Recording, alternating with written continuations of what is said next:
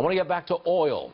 Inventories, that means the amount in storage, down 7.5 million barrels. It's the fourth drop in the last 5 weeks. Joining us now, Stephen Schork of the Schork Report. Knows a thing or two about oil. Stephen, when you draw down so much oil, 7 million barrels, that's a lot. That takes a lot of, that means demand is pretty strong. Why does the price drop from $46 a barrel to $45? That's a very good question, Stuart, and it's all about the narrative of what we're seeing now. And right now, trying to gauge these reports on a weekly basis is always a difficult task, but it's made more so by how the fundamentals have changed over the past year.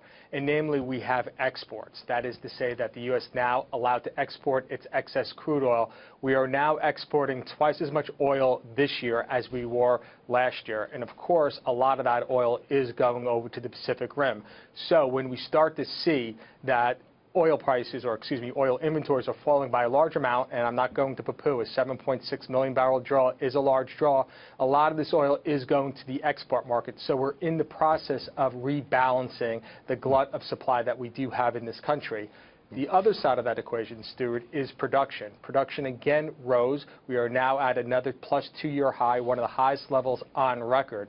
So we do have a lot of inventories, and let's keep in mind that this is the summer, this is the peak demand season, and yet prices are still falling or cannot rally at this point. Well, and if you are a bullish investor, this has to be a very big concern of yours, because over the next month or so, demand is going to start to fall. We're going to take about 1.5 million barrels of demand out of the market. And as we saw yesterday with the update by the EIA, U.S. producers are going to continue to put a lot of oil onto the market. It's American frackers that are doing this.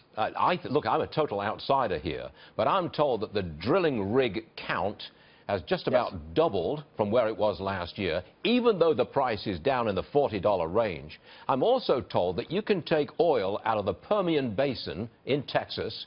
It'll cost you about $25 a barrel to produce it out of that Permian Basin, which means you can produce a lot of it and still make a nice profit with oil at $40 a barrel. It's American frackers that have turned the world energy market upside down. Absolutely, and this is where Wall Street got it completely wrong in the fourth quarter and first quarter of this year.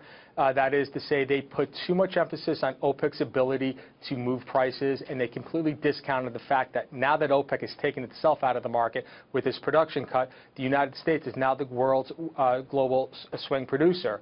So when we talk about production, as you said, it's at a 2-year high. The rig counts year over year, plus 141%. When we look at the hedges, that we know the producers are well hedged. So even if the oil prices at this point, they're still going to produce because they've already sold that oil at higher prices. So this is a very difficult road for OPEC to hoe over the next 6 to 12 months.